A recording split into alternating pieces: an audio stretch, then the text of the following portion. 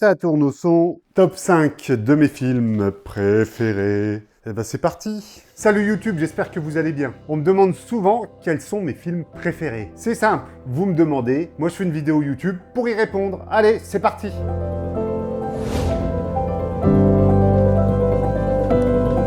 Alors avant toute chose, je tiens à vous rappeler qu'un top film, c'est personnel. Donc ici, on va parler de mes goûts subjectifs. C'est de la redite, ça, mes goûts subjectifs. Donc ça ne concerne que moi. Et surtout, n'hésitez pas à me partager votre top 5 films ever dans l'espace des commentaires. Donc, si je devais choisir 5 films qui ont bouleversé ma vie, on va dire ça comme ça, je commencerai simplement par celui-ci. 5e position.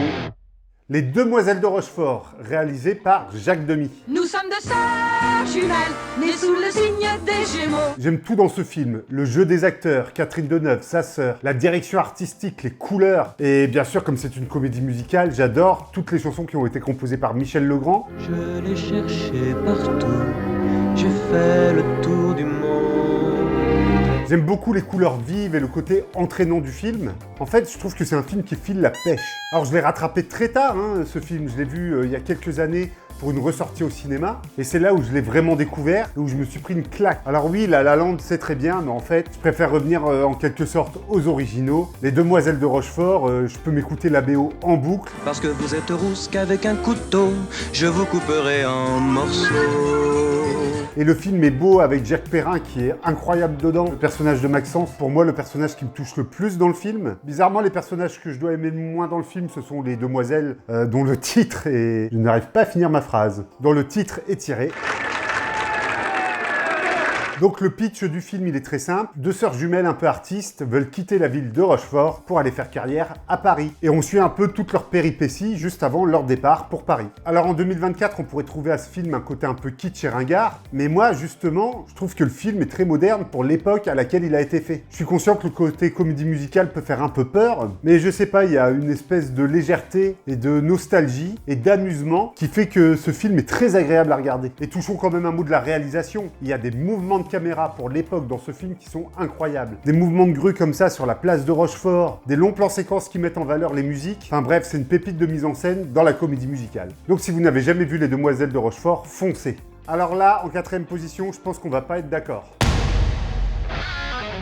4e position, je vais vous parler d'un film qui est plus récent. Enfin récent, il date quand même de 2001. C'est un film français et ce film, c'est Le Pacte des loups.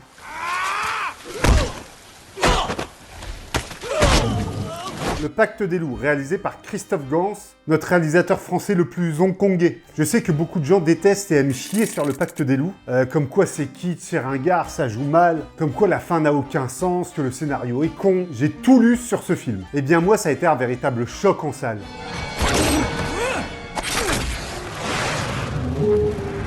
Quand j'ai vu Le Pacte des loups, je me suis dit, on peut faire ça en France? Un film mélangeant la Révolution française, avec un côté fantastique sur la bête du Gévaudan, des costumes d'époque, des effets spéciaux. Christophe Gans a rajouté sa petite touche hongkongaise là-dedans en mettant des combats, du kung-fu. Je trouve qu'il y a deux acteurs qui sortent du lot dans le film, qui sont Marc Dacascos et Jean-Yann.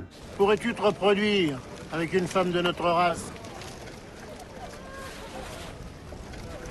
Toutes les femmes ont même couleur, en chandelle éteinte. Jean-Yann qui joue une espèce de noble comme ça, très désagréable, ça lui va à merveille. Et Marc Dacascos qui joue l'Indien Mani, en fait je trouve que c'est son meilleur rôle. Merci. Même dans John Wick, ils l'ont pas mis autant en valeur. Les décors sont incroyables, le film est visuellement impressionnant. Alors oui, ça surjoue un peu sur les effets de ralenti par exemple. Mais pour l'époque, c'était fou. Et encore maintenant, avec sa ressortie en 4K, je l'ai revu récemment, et le film, il a pas pris une ride. Alors ça avait été un énorme succès en salle, Le Pacte des loups, avec 6 millions d'entrées, je crois. On se plaint souvent que le cinéma français propose jamais de nouvelles choses. Eh bien moi, quand j'étais adolescent, la première fois où j'ai découvert que le cinéma français pouvait proposer autre chose, c'était en salle, en voyant Le Pacte des loups. C'est un film qui a bercé mon adolescence, ma culture cinématographique. Le pitch, rapidement, ça raconte l'histoire de Grégoire de Fronsac, un chevalier de Versailles qu'on envoie dans le Gévaudan pour mener l'enquête sur la fameuse bête du Gévaudan. Les chorégraphies des combats sont vraiment chouettes et menées de main de maître. Surtout le combat entre le paysan et Marc Dacascos avec sa musique au tambourin comme ça et les petits cris orientaux, j'adore cette scène.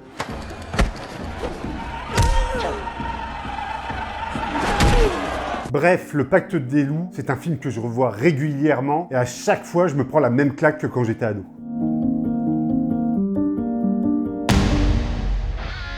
Troisième position, La vie rêvée de Walter Mitty, réalisé et interprété par Ben Stiller.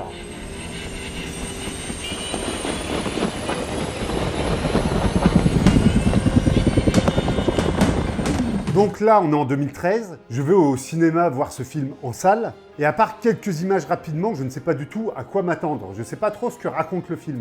Et boum, pendant toute la durée du film, je me prends une gifle gigantesque. Le pitch, Walter Mitty, interprété par Ben Stiller, travaille dans un magazine, et il doit retrouver la diapositive qui va faire la couverture du magazine avant sa fermeture. Enfin, pas sa fermeture, le magazine passe en version digitale. Et pour retrouver cette diapositive, il va partir vers un voyage initiatique.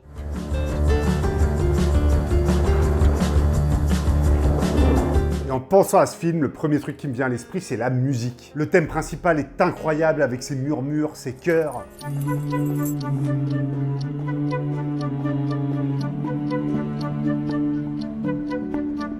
Ben Stiller y est touchant comme c'est pas permis. Le film, c'est une véritable ode à l'aventure et à la découverte de soi-même. C'est en allant à la rencontre des autres et en sortant de sa zone de confort que Walter, dans le film, qui est donc interprété par Ben Stiller, va se découvrir soi-même et aller au-delà de ses capacités. C'est un film qui nous dit, à chaque minute, dépassez-vous. Essayez d'aller plus loin et de faire plus fort, même dans les moments difficiles. C'est un film comme ça, plein d'optimisme.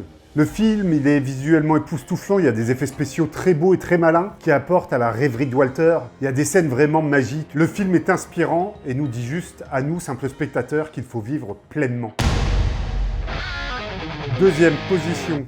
The Crow, The Crow, The Crow, The Crow, The Crow de 1994, réalisé par Alex Proyas avec Brandon Lee.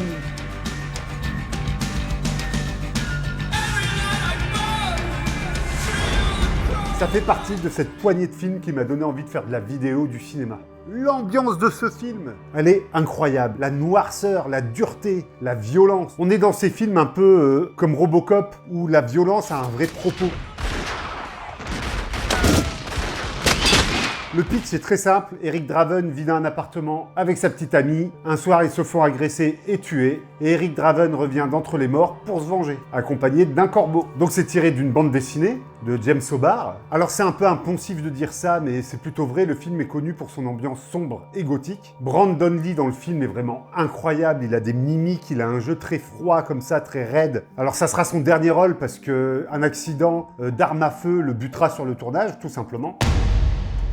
Et j'aime tellement ce film que quand j'étais ado, j'en ai fait une version moi-même avec des amis, avec notre vieux caméscope H8. Et j'ai voulu vous retrouver cette cassette pour la mettre sur ma chaîne YouTube, mais impossible de remettre la main dessus. Je crois qu'elle a été effacée avec le temps ou mis à la déchetterie. Désolé, c'est un lost media que vous verrez jamais sur la chaîne. La musique de The Crow est incroyable. Le sound design aussi, il est très fort.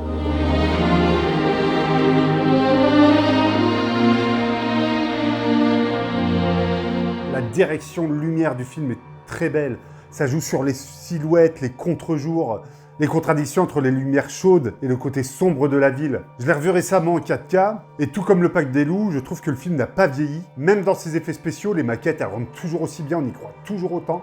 C'est d'ailleurs le charme de tous ces films de ces époques-là, il n'y a pas beaucoup de numérique, donc ça vieillit assez bien à mon goût. Donc, The Crow avec Brandon Lee, mangez-en, c'est du très bon. Et pour finir, en première position, roulement de tambour.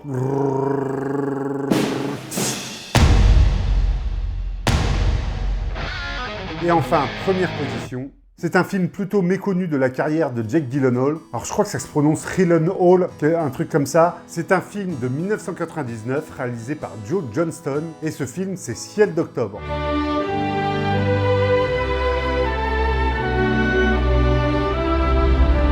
Le film est basé sur une histoire vraie, celle d'Homer Hickam, qui vit dans une petite ville de mineurs, et son rêve c'est de travailler à la NASA et de construire des fusées. Donc avec une bande de copains, ils vont se faire appeler les Rocket Boys, et ils vont construire des fusées dans leur village.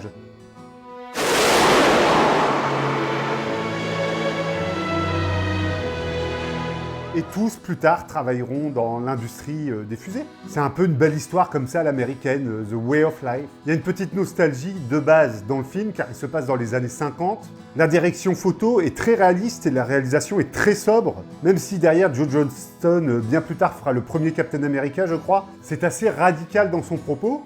C'est un film plutôt démonstratif, c'est un film plutôt banal pour certains, mais qui, moi, me marque au plus profond du cœur. C'est un film sur la persévérance et sur la réalisation de ses rêves, et ça doit être pour ça que ce film me touche autant. Voir un gamin qui a envie de vivre de ses rêves, peut-être que je me revois moi, peut-être que je me projette. Il y a peut-être un délire comme ça, un peu psychologique, qui fait que ce film est mon film préféré ever. Si vous ne l'avez pas encore vu, je vous le recommande chaudement, surtout qu'il est sorti en Blu-ray aux US et que le film est désolé.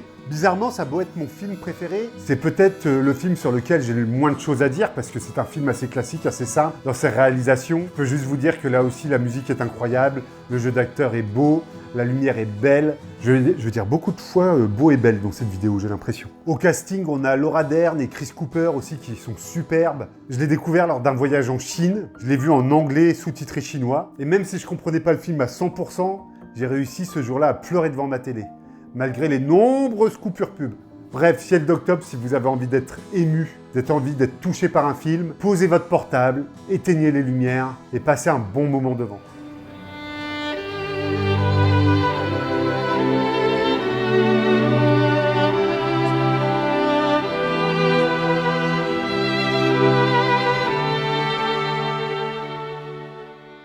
Voilà, vous savez tout maintenant de mon top 5 films ever. Ce sont les 5 films que je peux voir en boucle, que je préfère, que j'adore, dont je me lâche jamais. Ça fait un bon bout de temps que ce top 5 n'a pas changé, mais il y a peut-être des films qui vont venir bouleverser ce classement un jour. Et si c'est le cas, je vous ferai une vidéo si ça vous dit pour mettre à jour le classement. N'hésitez pas à me dire dans l'espace de commentaires votre top 5 à vous. J'espère que cette vidéo vous a plu. Si c'est le cas, n'hésitez pas de mettre la cloche, un pouce bleu, de vous abonner et de mettre un petit commentaire et de me suivre sur les réseaux sociaux. Et c'est le meilleur moyen de faire vivre la chaîne. Moi, je vous dis à bientôt pour une prochaine vidéo. D'ici là, allez bien vous faire en filmer. Allez, ciao!